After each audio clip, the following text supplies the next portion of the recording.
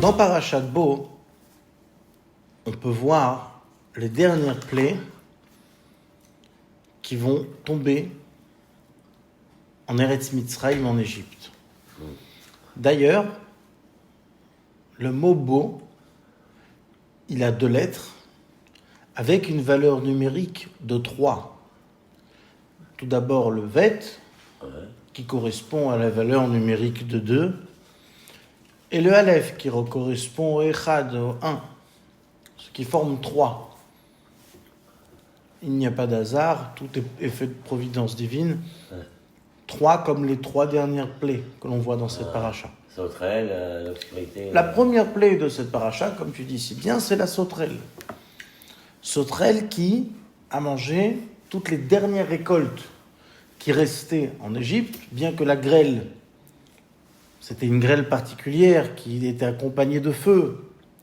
Dans la grêle se trouvait du feu, dans la boule de grêle se trouvait du feu, avait anéanti la plupart des récoltes des Égyptiens, et les sauterelles les ont terminées. Le peu de verdure, le peu d'herbage qu'il restait, les sauterelles les ont mangés. Par la suite, la plaie de l'obscurité et la plaie de Makat Bechorot, la mort des premiers-nés. Nombre de midrashim s'arrêtent sur le Rocher, sur la plaie de l'obscurité. La plaie de l'obscurité, il faut savoir que c'était une obscurité tellement grande qu'elle était palpable. Quelqu'un qui était debout lors de la plaie de l'obscurité, il ne pouvait pas s'asseoir. Quelqu'un qui était allongé lors de la plaie de l'obscurité par la suite ne pouvait plus se lever. Et elle dura 3 jours. C'était une plaie très particulièrement difficile pour les Égyptiens.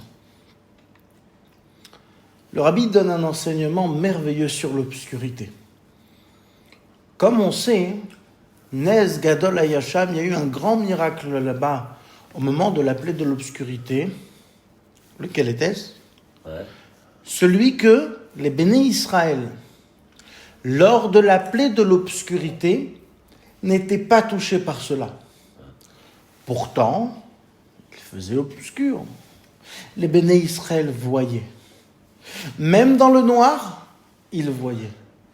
Après, il y a une marloquette. Comment est-ce qu'ils voyaient ? Est-ce qu'ils voyaient de manière totalement surnaturelle ou est-ce qu'ils voyaient tout à fait normalement ? Ça, c'est encore autre chose. Ce qui est sûr, c'est qu'ils voyaient. Le rabbi donne un enseignement sur cela.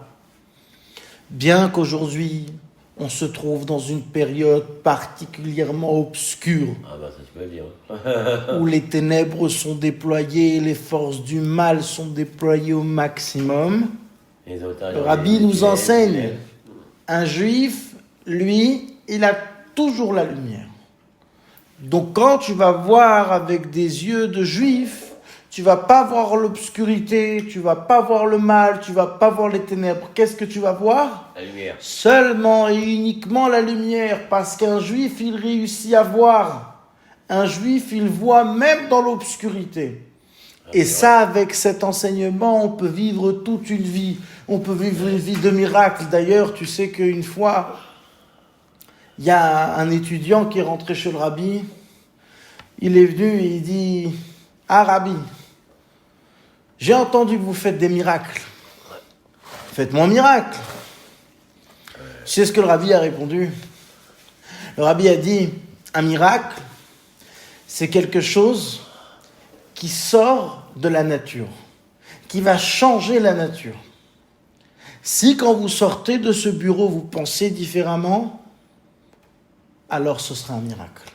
Ça veut dire qu'on aura changé votre nature. » Alors avec cette nekuda, avec ce point de l'obscurité, ou plutôt de la lumière, qu'un juif, ça doit être un allumeur de réverbère. Ça doit être quelqu'un qui va allumer un endroit, il va chauffer un endroit, il va donner de la lumière et de la clarté dans un endroit, toujours se référer et penser qu'en Eretz Mitzrayim, les Béné Israël étaient dans la lumière.